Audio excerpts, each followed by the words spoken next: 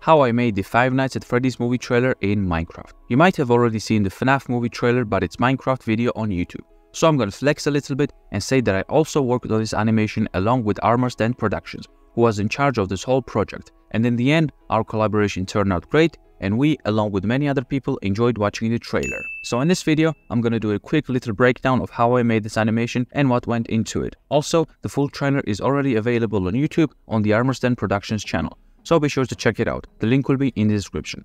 Armor Stand Productions also has a cool Five Nights at Freddy's game inside Minecraft, so if you're a fan of both of those games, then you will really enjoy it, and I recommend you check that out as well. Again, links in the description. Number 1. Scene setup. I used Blender for all the animations because it's free, it's awesome, and I love it. So the first thing I did was I set up the scene. I was provided with all the models, skins, characters, the map, and all other necessary resources. So all I needed to do was set up the scene and start animating. So I entered the game, checked out the map, and then imported the map inside Blender. And since only the building was imported inside the Blender, I had to import every other object manually, like the tables, chairs, posters, heads, and so on. So I started doing that, and I opened the game from time to time to make sure that I was doing it correctly. And finally, after multiple hours and lots of cups of coffee, I finished setting up the map, and it turned out pretty cool. Then it was time to import some characters, so I imported the main characters of the trailer, added the skins, and I also imported the animatronics and all the other necessary objects. Once that was done, it was time to do the lighting. Number 2. Lighting. So for the lighting, I used sand lamp for the outside and also some spotlights for the inside, to make some parts bright and some parts dark like it was in the trailer. I also used the point lights to add the glow to animatronics eyes, and after the lighting was done, I moved on to the next steps.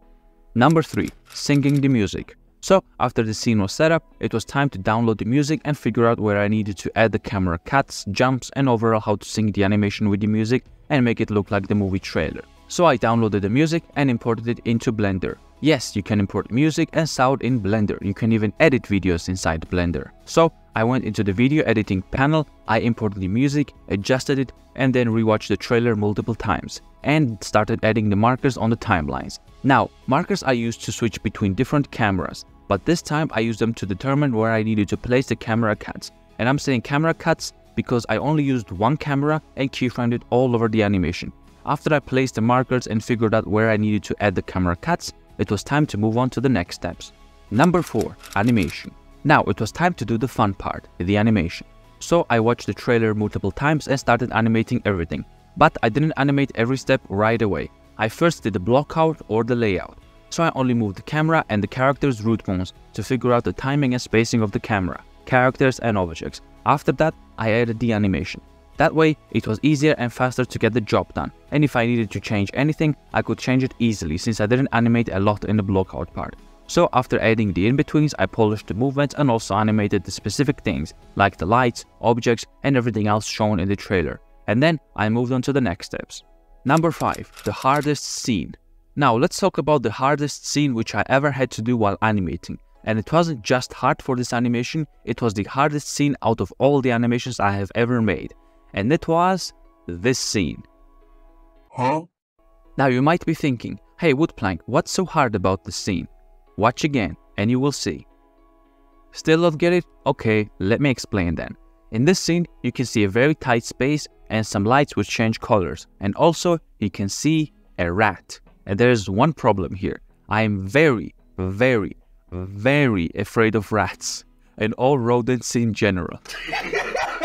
So when I was sent a rat model, I animated the scene with one of my eyes closed, and then, after a few minutes of cringing, fear, and contemplating my life choices, I finally finished the scene and moved on to the other scenes. Another cool detail I tried to do was add this animation with the text which had flickering lighting. I didn't use After Effects or any other program because I'm not good with those, so I just did that in Blender. I created a text, then wrote the text, changed the fonts, and gave them the material with the emission node, and then I animated the emission. I also used the color ramp node to darken the text when it was supposed to be dark. And finally, it turned out like this.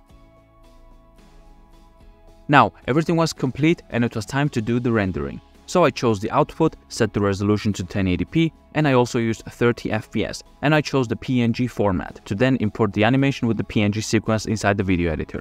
Then I started rendering, and Armor Stand Productions also jumped in to help out with the rendering, and after a few days, it was done. Then it was time to do the post-processing, which was also done by Armor Stand Productions, such as the editing, inserting the cameras in green screens, the text, the final credits, and all other important stuff to put everything together.